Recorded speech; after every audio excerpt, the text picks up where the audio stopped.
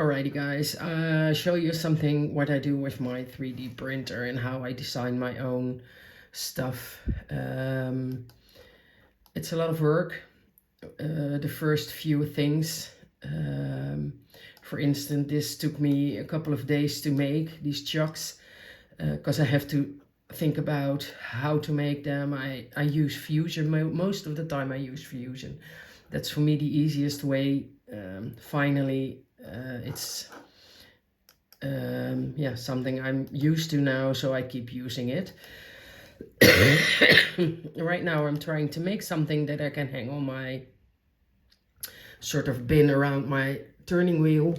What I do is take the part that I need and where I have to hang something over it, and I measure it up and, well, try to figure out what I need. Since my bin, or whatever you call that part, is around 47 centimeters, I make that by making something round by 47 centimeters. I use sheet metal most of the times. With sheet metal you can do about everything. If I want to make a square or a circle, then I make a circle.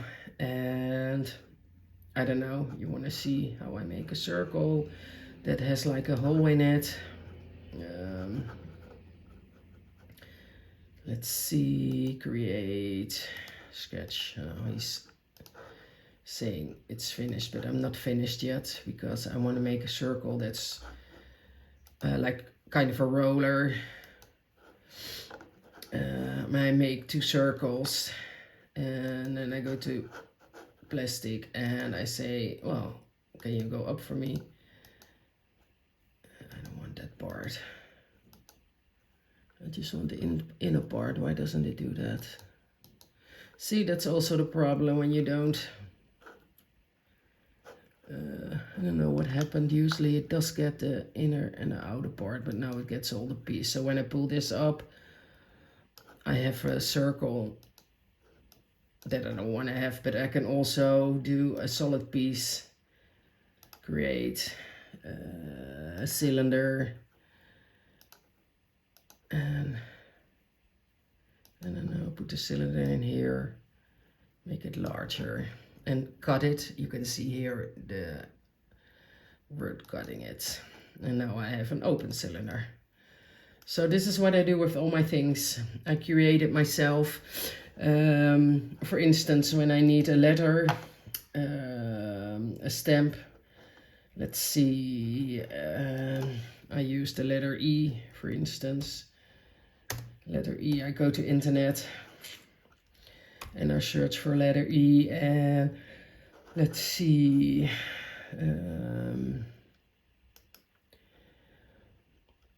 I make sure I get this letter E.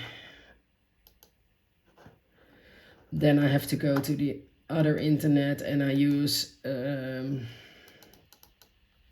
creativefabrica.com.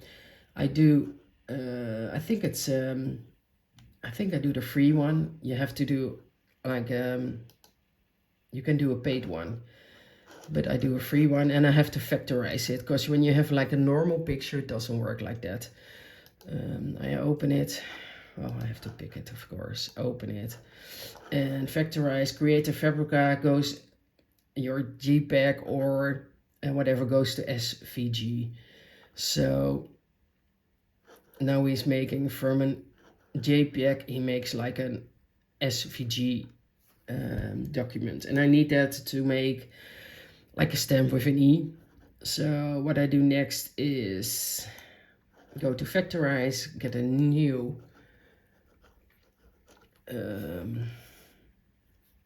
document, and factorize is read only. To explain to you, if you want to have like a paid version, you have to pay a lot of money. I don't do that because it's too, I mean, it's too expensive, way too expensive for me. When I'm just a little company, I'm just working by myself. So what I do is open my SVG, insert from my computer, and it is with my downloads, and here is the download from today, and I make sure it gets over here. It's probably a really large E. I don't want that because I don't want such a big stamp. 75 centimeters is still very big, I think, for a stamp. I don't want that. It's too much. 50 is like this. Make it a little bit smaller still. And I'm just gonna measure it just a little bit smaller. Now, I say okay, because this part is done. Then you have all these lines that I don't want there because they're gonna, how do you say that? They're gonna ruin my things that I want to make. So I'm gonna do this and take all these lines outside out because, and you see here that it doesn't have any top part. I'll leave it for now. I could, if I want to, get this up like, I don't know, 2 mils. This is make a double line, and I could do this. Let's see, 2. Mine is 2. I don't want it on the inside, I want it on the outside. But as you can see, there is no line here, so it's a lot of extra work for me to get what I want. So this is probably not the right picture to use because the drawing is not complete. But I'll do it anyway. I choose to do the inside and not the outside now for learning purpose, of course. I finished the sketch. I'm ready now. I got the lines out that I don't want to have. Finished sketch. And now I go to solids. These are all the things you need. And I want this part to get up higher because I want to have a stamp. I usually make it about 5 millimeters. And what I have now is an E that's a little bit higher. Here you can see how it's a little bit higher. That's the first part. Let's see. Now I click on it 2 times, and with my right mouse I say export because I want to export it to my computer. Since I don't have the paid version, I have several options. I have Fusion files. That's when I want to keep the how do I call that? I don't know. The part that I can work on again for the Fusion program, and I have the step files. The step files is that I want for now because I want to use it in my bamboo print options, right? The Fusion files are not usable in your printable options. That's what I learned. So I'm gonna put it in downloads because I don't need it later. And now I go to my I give a new plate. Now I go to bamboo. I use bamboo for everything. For me, bamboo is really, really easy. Of course, my downloads. This is an unsaved. I didn't name it. Here you can see the download from the Creative Factory Fabric or whatever. And this is the unsaved one. This is the letter E. And as you can see, I could now print the letter E. You have to make sure when you make a stamp that it's in mirror image. If you put this on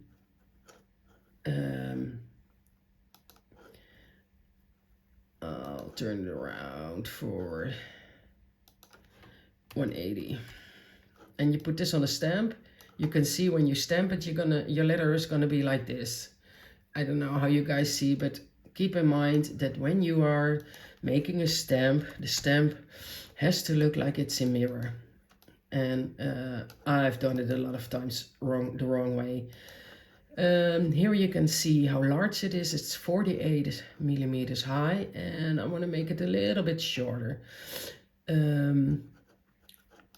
Wait a second, what did I do? I clicked on the E, and here are all your options for doing something. This is about moving it. I don't want to. This is about turning it, flipping it. If I want it to be upright or like this, I can do that. See? If I want to do this, I can do that. I mean, I don't want that, but I could. Let's see, I'll put it back, otherwise I'm having troubles later. This is about getting the size I want. And this is about that if I don't do this, I'll show you. And I make this a 20. Every other shape is staying the way, so you get a weird E. If you want that, that's fine, but I don't want it. I want every part of this to be the same, of course. So I'm gonna check this one, and I'll make it around 30. And you see it happening here. The 30 also makes the thickness of the E thinner. I do want it to have like a 5, because the thickness is also part of how I like to have my stamps. I do already have a stamp ready. Let's see, I have this one. I also made this stamp in Fusion. I put like I don't know if you guys can see, but I put like a little arrow on top. I made this like a square one, and I can also fit it to the size of the letter E, of course. Let's see, I think this is about right. It's just all about trying. And okay, well, I think this one is what I normally do is center. Well, the E is already centered, and I also center the stamp. Center. And now you're not able to see, but the E is under here, see? And now I can see it fits really nice on all the sides, so I'm happy with that. And what I do is select these two. I use Shift, and then, opla. Can you guys see what I did? I did select Shift and select those two. So now I selected these two, and I want to move this one. So it's move. Oh no, wait a second. I forgot to tell you something. Shift. What I want to do is connect these two together. So I'll go on my right mouse again, and on top of there's Fusion. Fusion means stick them together, of course. If I fuse them together like this, I could, look, but now you don't see the E, because, oh, here you can see little parts of it, but I don't want that because I want to see the E. So I go back and do it the right way. Again, I think I did Fusion. And I want to move the stamp up higher. And now I have to select the stamp. This is my stamp. And now you can see he selected the stamp. You can see this by the white line. And now I can move it. And that's why I make my letters 5 millimeters, because I want to have the stamp up high. See? You saw it move? I'll do it again. Up, there it goes down. Look at this. And when I make 3 millimeters, it goes up. And now you can see the stamp. And if I click on this, now you can see it's stuck together. I'll flip it over for you. 180, of course, is to the other side. And now you can see how it looks like when it's ready. This is how I make my stamp. So if people ask me why does it cost money, and why does it cost extra money to make some new, to make new lettering. Well, this is why I have to do every letter. I have to do the A, B, C, D, every letter I have to do separately. So that's why it costs me a lot of time. It doesn't matter because I do like it. I'm used to it, and when I make it, I can, of course, sell it again.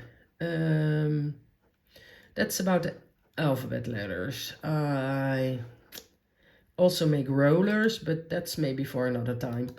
I think for now it's enough. Now I'm working on this one, and I already noticed this may be too small, and I need something on top of that. So what I did, I printed this out. Sorry. And you can see it's still working, 86%. You can also check out what it's doing. Maybe it's giving you a, yeah, you can see here. I don't have the light on, but wait, I'll show you the other ones. The other one, he's making the chucks. It still takes 3 hours and 20 minutes. Here you can see how he's printing the chucks.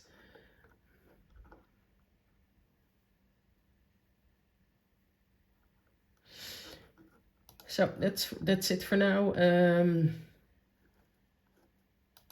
People were asking me about it. This is how I use, how I make my stamps. Making a stamp yourself is, well, let me know if you want to learn more. I did make the stamps myself. I learned to make them by just watching a lot of YouTube videos. And I found my way, which, yeah, the way I like the most. The chucks I also made myself. Everything I sell, of course, I make myself, because otherwise you're not allowed to sell them. This is how I started making the thing I want, like those little trays you can hang on your spinning wheel, turning table. And what I did is making something that looks like my turning table, so I can fit something over this. So it's, for me, it's also trying and figuring out. I'm not a 3D designer. I never followed a course or whatever. So for me, it's also something new. I'm gonna upload this one, and if you have any questions, if you want to learn something, let me know. I'm willing to tell you more about how I did it. So yeah, sure. Thank you for watching. Please like, subscribe, because that's helping me also. I don't know why, but everybody's saying that, so I thought I'd say that too. Sorry for the coughs, but I don't feel like doing it all over again, so you have to bear with me with my voice. Okay, take care, bye bye.